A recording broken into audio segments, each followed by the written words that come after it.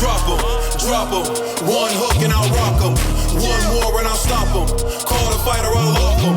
Op 'em. If he reach, then I'll pop 'em. Street sweeper, I'll wash 'em. Homicide, come and chalk 'em. Drop 'em. One hook and I'll rock 'em.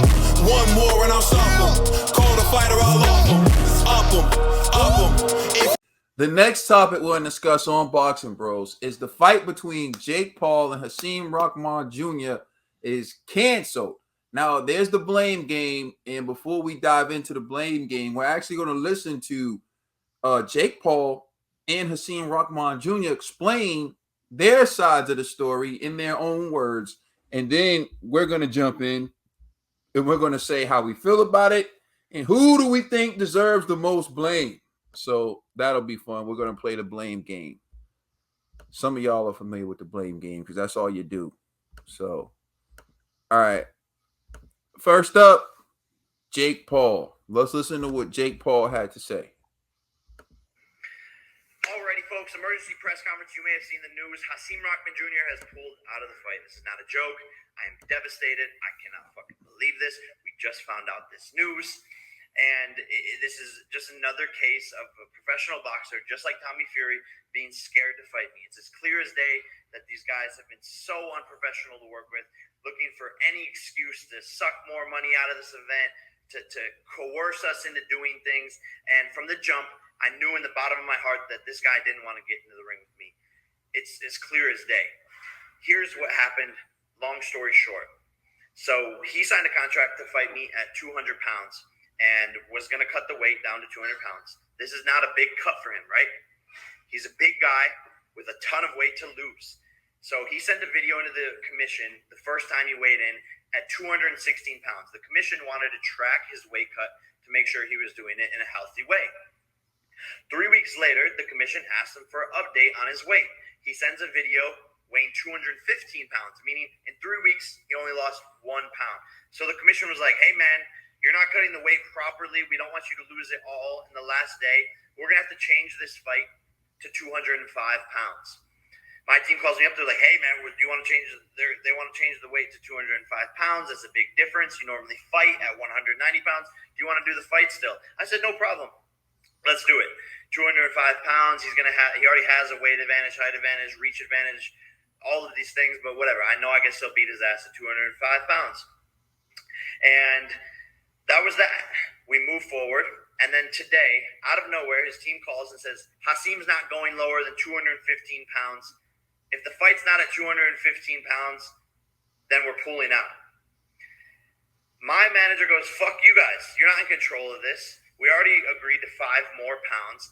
He is a big guy. Losing 10 pounds, everyone knows in the sport of boxing that is an easy weight cut. People do that. UFC champions cut 25 pounds overnight to make weight. A 10-pound weight cut for a heavyweight is nothing. This is clearly an excuse. So they say, okay, the fight's not at 215, we're out. The biggest payday of his life. The fight's not at 215, we're out. The biggest payday of his life times 10. And he's fumbling it. For what? Because he knows he's going to get knocked out by me. The pressure starts to set in. And it's exactly what happens with all of these guys. Same shit with Tommy Fury. I'm sick of it. I'm devastated. I apologize to everyone on the undercard. Amanda Serrano, I know you were working hard. Ashton Silva, I know you were working hard. This is absurd. There's nothing I can do about it. I apologize to the fans, and I'll be back at some point. All right. So that's what Jake Paul had to say. Let's listen to what Hasim Rahman Jr. had to say.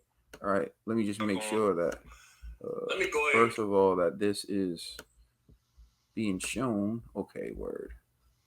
Cool. All right, let's listen to what he had to say. Let me go ahead and kill all this internet cat Jake Paul got going on for y'all. Look, I'm a bridgerweight. I campaign at bridgerweight, or otherwise known as heavyweight outside of WBC. Now look, I signed a contract to make 200 pounds within the 3 or 3.5 weeks that I had to do it. But I couldn't do it. My body simply would not let me do it, would not let me get down to 200 pounds. But where in boxing do y'all see them canceling fights a whole week in advance? I didn't even get my last week to get down as low as I could. I told this man, it's penalties involved. Keep the purse. Keep the purse. I fight you for the $5,000 minimum. That's how much it means to me, and that's how much faith I have in knocking him out. I would have beat this man with one hand, just like I did in the gym. But let him tell it. He already beat my ass in the gym when I was 230. So if you beat me up while I was 230, what's the problem in fighting me while I'm 215? What's the problem fighting me at 210? It's clearly them not wanting to fight. It's not me pulling out the fight. It's them not wanting to fight. I never said that I didn't want this fight. And the only thing that I can conclude is that they scared. I mean, they tried to drain me down. I told them, look, I ain't gonna be able to get all the way down to cruiserweight. I mean, it was a astronomical feat in and of itself from the beginning. From the beginning, when they called me to spar him for Anderson Silva, I told them what my weight was. They knew what my weight was, and they knew I was gonna have to lose about a pound a day for 30 days in order to make 200 pounds. Now, with all that aside, still, if I wasn't able to make the weight, they knew that we had a replacement on the side the whole time. He's been doing everything I've been doing this whole camp. The Muslim boxer, Muslim Kaysen, who campaigns at cruiserweight, who wouldn't have to have drained himself, who could have saved the show. And Jake Paul could have fought a real boxer, but he don't want to fight a real fighter. He don't want to fight a real fight. He wanted to drain me down and fight a... All right, so that's the end of part one. Let's go to the sequel. All right. Into the camera now. All right, hold on.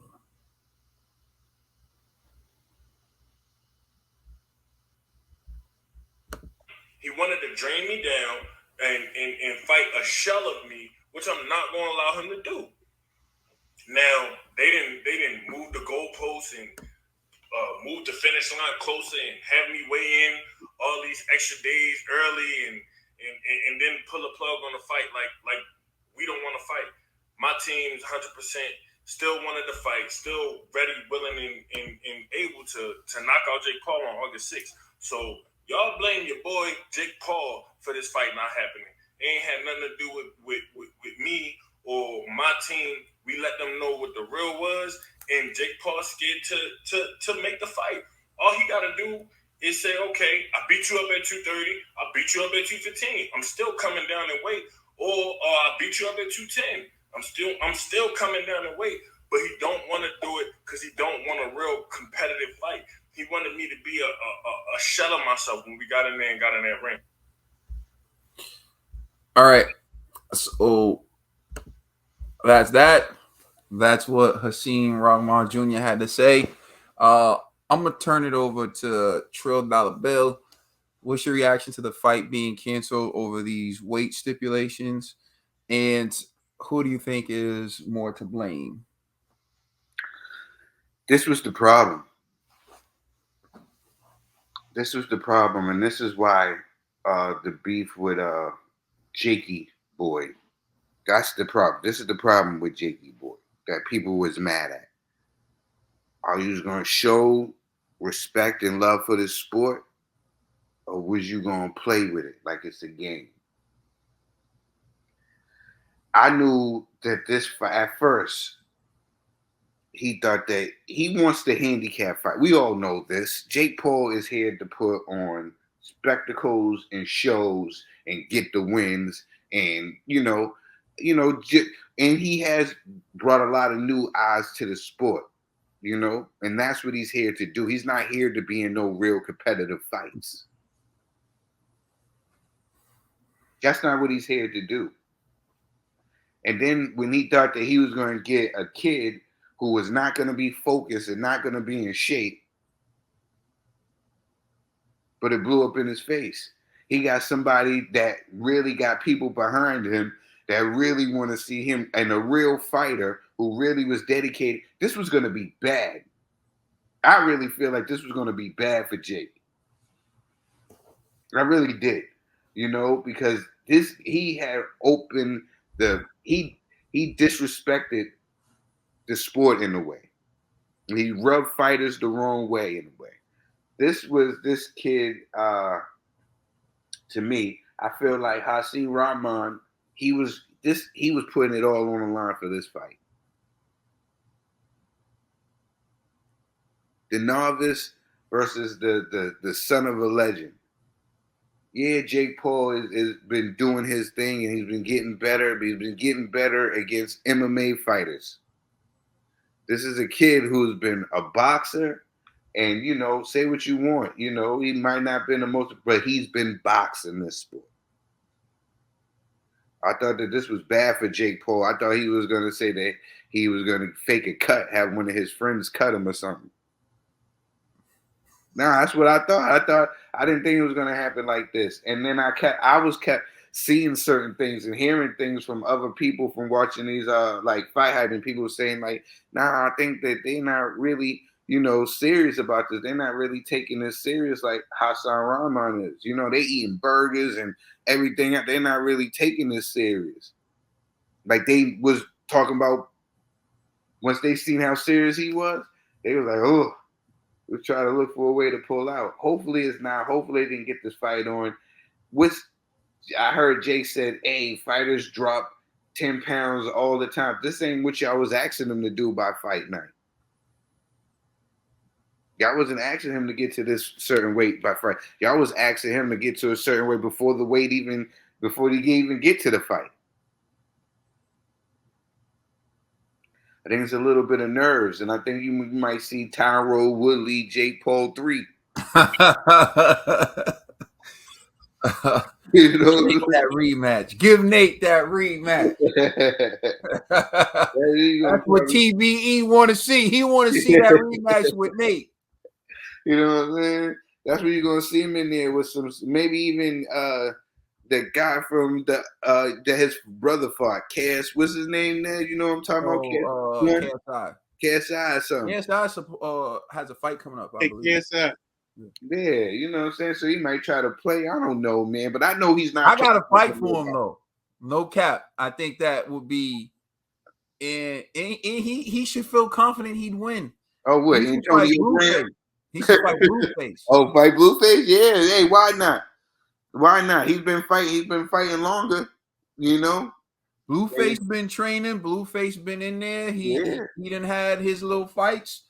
You know what I'm saying? He can fight Blueface, and I think that'll save the card. I really do. But they'll have people tuning in, man. But I just think that if you really respect this sport, like you said you wanted to do, this was your opportunity to get in there with a boxer. Okay, if you don't want to get in there, I know McKenzie would make that weight.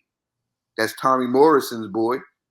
I know he'll make the weight because he was mad that you didn't call him.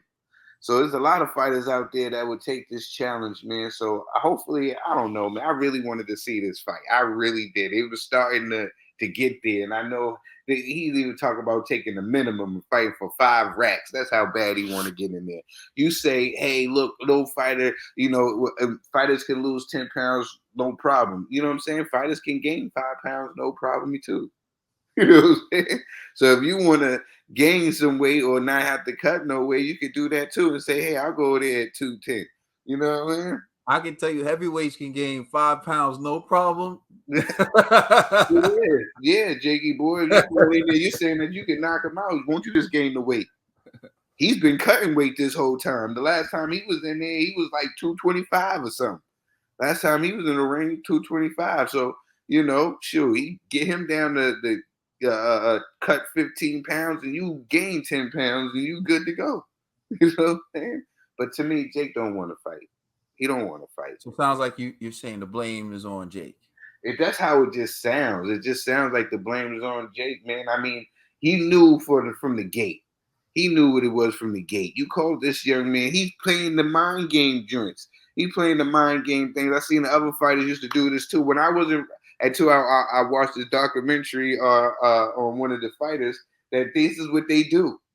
He's learned. He's over there with real boxers, and he got people that been in the sport of boxing, and they showing him little tricks and little things, and he's trying to do it, But he's going about it all wrong, trying to find out what his way in. That's why you never tell a person your true weight.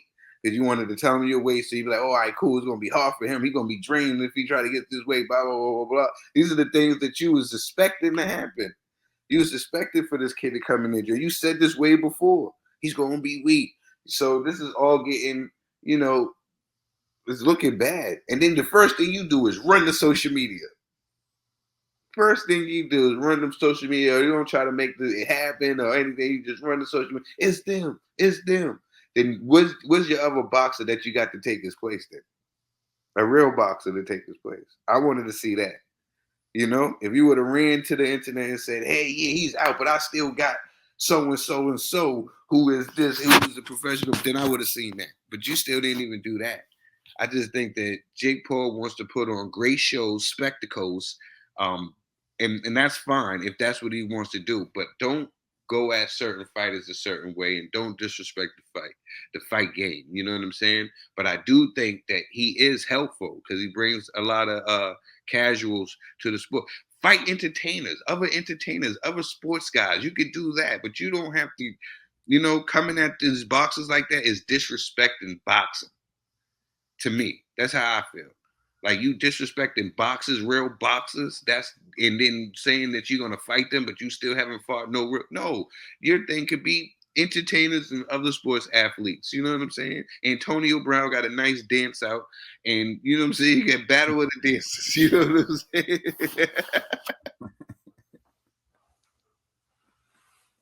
All right, TV. For this, yeah, I feel Jake Paul is the one to blame on this one. Like Hasim Rahman, I don't think he would ruin an opportunity like this where he would build his name and get some shine, even though he's the son of Hasim Rahman Sr., who, we all know knocked out Lennox Lewis. I think this was his opportunity. He looked at it. This was his opportunity to make a name for himself after knocking. If he was to beat Jake Paul, and this would earn him a lot of income. So I don't think he would ruin this opportunity at all because he's really like it's the leverage. He has no leverage in this fight. So I think Jake Paul's side just throwing the blame out because he has the bigger platform and whatever he says, nobody's gonna go really hear what Hasim Rahman has to say.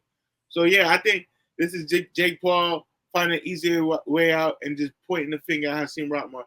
But last week we talked. I was curious, like, what's the big issue about cutting weight or gaining weight or fighters cutting weight? Now I see a guy who's 260 got to get all the way down to 200 pounds. That's insane. That's a lot of weight to cut in a short amount of time. This fight, we didn't know about this fight a year ago. We knew about this fight about like 2 months ago, and that's insane. So it's clear to me how much sense this makes.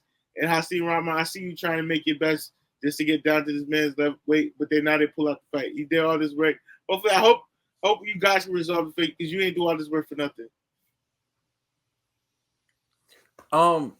Before I go, I just want to, say I feel bad for the people on the undercard, particularly Amanda Serrano, who was coming off her fight with Katie Taylor.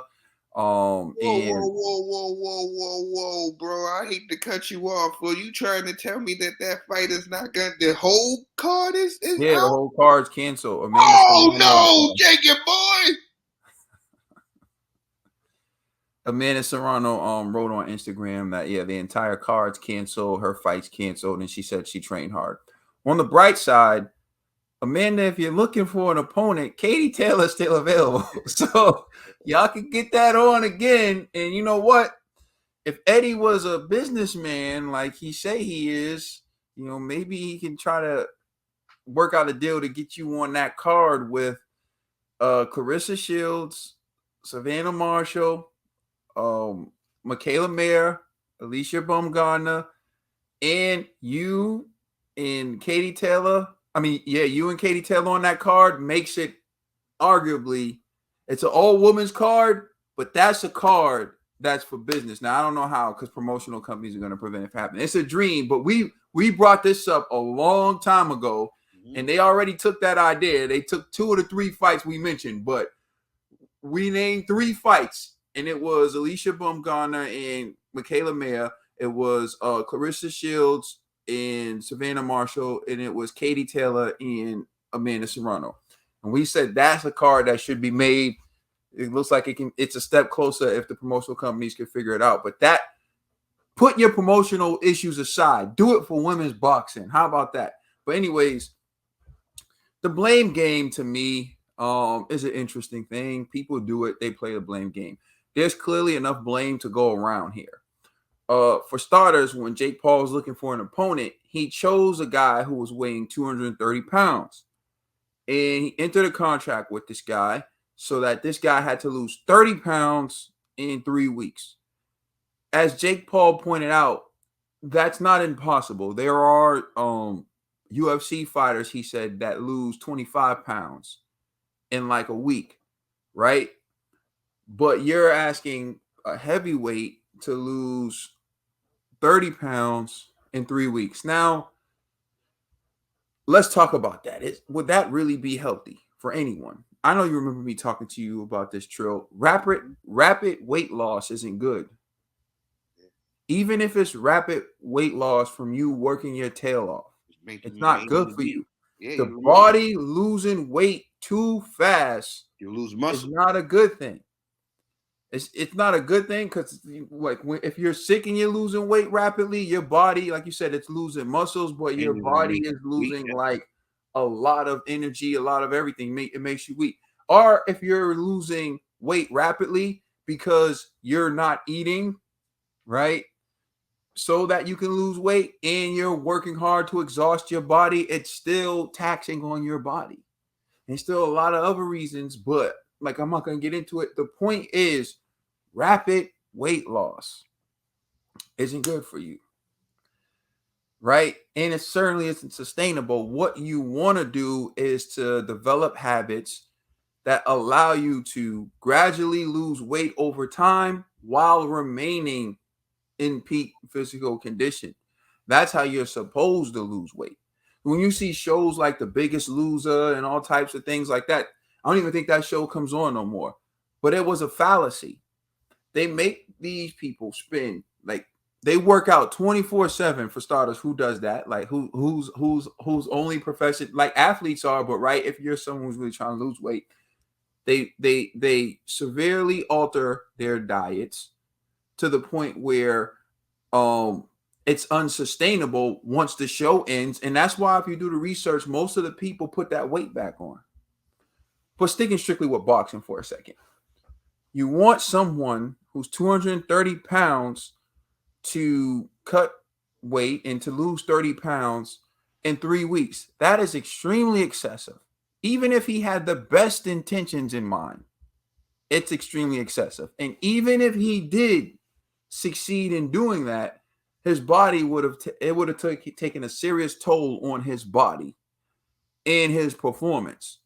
And you know, and you knew that, and your team knew that. And so, one, why take that risk when you could have fought another boxer who was more around your weight class? There's a reason you wanted Hasim Rahman. There's a reason you wanted him. There's a reason you picked him. And there's a reason you put that clause in the contract. Now moving over to Hasim Rahman Jr., who understood what they were trying to do, but still agreed to the contract. Still agreed. And Jake is right. When you agree to drop as much weight as Hasim Rahman Jr. did, what they do is they monitor your weight cut. They do this with not just Hasim's fight, but with all fights. They'll do a weight check. They'll show up and be like, weight check. Like I've seen them do it to Shane Mosley, for example. If they do it, they weight check. So they come in and they check where your weight is at because they want to make sure that you're not just going to dehydrate yourself to make weight and then die on the scale. So they want to make sure you're cutting weight appropriately. So they do a weight check and they see that Hasim Rahman has only lost 1 pound. Has only lost 1 pound since the last time they weighed him, which apparently was weeks ago. Which tells me that Hasim had no intention on losing weight. If you had no intention on losing weight, why'd you agree to the clause? You could have out of the gate just said, I'm not going to do it, so find somebody else. You don't get to, you don't agree to the clause to inherit the benefit. This is what I talk about all the time. He agrees to the clause so he can get the fight. Then once he inherits the benefit of getting the fight, the press conference, building his profile, have everybody waiting to see this fight. And then once he has the benefit, he wants to change the rules on his own time and say, I'm not losing any weight. He wants to make me look weak. He wants to make me look this. Yeah. And you knew that when you signed the contract. So did I. So did they. That was the whole reason why they picked you. That's why they picked you. So now that they're expecting you to, uphold the terms you agreed to, you decide you was never really going to lose weight anyway. Right? You was just going to go in there and give him all the money and then just get paid $5,000. And people say, oh, well, what's wrong with that? He's giving $1 million. The point is a Jake Paul L is going to cost him more than the money he's going to make off of allowing Hasim Rahman to come in there at his comfortable weight. He's not taking that risk. You and I know he wants a weight drain Hasim Rahman in that ring. That's what he wants. The whole penalty was their assurance to keep Hasim in line. What they didn't think was Hasim was going to say, F that money, I just want to beat you up. So Hasim flips the script and says, keep all the money. I'm really just doing this to beat you up. And they say, hell to the nah. But I got to put some weight on Hasim, because why'd you agree to this from the beginning if you never intended to actually honor it? Because if you would have said that, they would have said no from the beginning. They would have looked elsewhere. So the issue is Jake wants an advantage so bad, he enters into a contract with someone who has to drop 30 pounds in 3 weeks. The person who agrees to that contract wants fame and wants to beat Jake so bad that he says he's going to lose the weight, but he never really has any intention on losing the weight. You know what that's called? That's called entering contract in bad faith. On Hasim's part. So now we get to this. They say to Hasim Rahman, you can come in at 205 pounds. Now all he has to do is lose 10 pounds, which one could say is a negotiation. It's a concession on Jake Paul's part to say, okay, all he has to do now is just come in at 205 pounds and I'll still fight him. Then Hasim's camp says, no, we're coming in at the weight he's at. Now, this is why I blame Hasim more. Because Hasim says, I beat him with one hand in the gym. He just wants me weight drained, and I'm going to beat him. So if you're so confident that you can beat him with one hand, why not agree to 205? It's 10 pounds. It's 10 pounds. And although, like I point out, it is difficult, it is going to put him at a disadvantage. He already agreed to it. He agreed to lose less weight. If you can't do 205, why not hit him back and say, look, 208, 208, negotiate.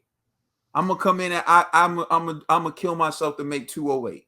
I'm going to kill myself from now till, and I'm going to make 208. And I won't rehydrate to over whatever. The point is, when I look at this and I assess it and I have to play the blame game, there's blame that can go on both sides, but I'm going to give 51% of the blame to Hasim Rahman's camp, because they knew they had no intention of losing the weight going into this fight. And if they knew that, they should have disclosed that. And if they knew that, they never should have agreed to the contract, because they knew once they agreed to the contract, Jake was going to be expecting them to make the weight, which was 200 pounds, which, make no mistake, was intended to give Jake every advantage in the fight. He wanted to fight a weight drained guy who left all his best work in the gym. if you know anything. That's what he wanted. He wanted Hasim Rahman's best work to be in the gym. Someone fight night, he had nothing left, and Jake can, hopefully pull out a win and say he beat a real boxer. But Hasim the whole time was thinking, I'm going to outsmart him. I'm going to say I'm going to lose the weight, but then I'm not going to lose the weight. And by this time, he's going to have to fight me. Except you're wrong, Hasim. He's the bigger star at the end of the day. And at the end of the day, the person with the most leverage wins. 6 months from now, I don't think anyone's going to be talking about Hasim. And I hope I'm wrong about it. But I know they'll be talking about Jake.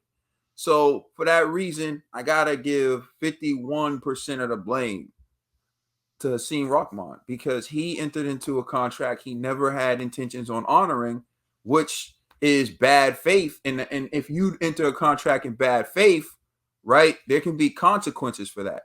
And so what he doesn't realize right now is that there could be potential legal ramifications for what he did. And remember, there was an arena that was booked. There were people on the cards. There were people who bought tickets. It's not just Jake you're messing with. You're messing with MSG's bottom line. You're messing with the promoter's bottom line. You're messing with the fighter's ability to make money. Amanda was about to receive a check, and now she's not going to get it. People were about to make money, and now they're not going to get it. And if it's all because of you who entered a contract in bad faith and never had the intention on honoring the terms of that contract, now they may sue you for their loss. You think that he never had the intentions of making weight, or he just couldn't do it? Because he was saying now he still has more time to make to make the fight, to make the weight. He said, but they're saying that it won't be good for him. You know what I'm saying? Do you think he did it, or do you think it's his body? I'll be honest with you. He probably was planning on dehydrating himself to make weight. It's possible, or maybe he had no intention. But this is the point I'm making, is you got to be careful what you say in the media and what you say on social media. Because in his videos, I never heard him say, I was going to make 200. My intent was to make 200. He just keeps saying how he wanted them weight drained, which if they take that, it's going to be like he's implying he was never trying to make weight. So if he's smart, he'd make a video saying like, I was going to make weight, but they didn't give me the full time. Because what I'm telling you, that's what I heard him say, that he was gonna. He said they're stopping him before he even gets the chance to make the weight. Yeah, I heard him say that, but I'm saying like he has to definitively say like, I was planning on making 200 pounds. My intent was to weigh in at 200 pounds on, like he's saying they never gave me the full chance to try to make the weight. See, that's not saying he was going to make the weight. He needs to say like, I was going to make that weight. You know what I mean? Like, that's the whole point I'm making. His videos are all like defending himself, defending why Jake was trying to weight drain me. We all like, if you know, you know. He needs to just say, look, it's not me, it's them. They're not giving me the opportunity to make 200. You understand? But when you only lose 1 pound in weeks and you're supposed to be losing weight and it doesn't look, it's a bad look. I mean, I'm not saying that they're gonna come after him or they're gonna, but what I am saying is, if you say the wrong thing, you open up Pandora's box to where they say, aha, you entered this contract in bad faith. You never wanted to lose weight. You were trying to get the advantage. And as a result of you not honoring the terms of your contract, intentionally not honoring the terms of your contract, MSG lost money. Fighters who were about to get paid lost money. So this is the result. This is the impact of, and they may come at him and say he's liable and he's responsible for their losses. So, I mean, at the end of the day, though, I'm giving him 51% of the blame just because, like I said, I believe that, like, if we're being honest, I don't think he did his best to try to make weight. And I think if he was never going to try to make weight, he should have just disclosed that from the beginning. Sounds good. Let us know how you feel in the comment section. Please like and subscribe. Check us out on Instagram and Twitter. And please check out our podcast on all major streaming services. We are the Boxing Bros.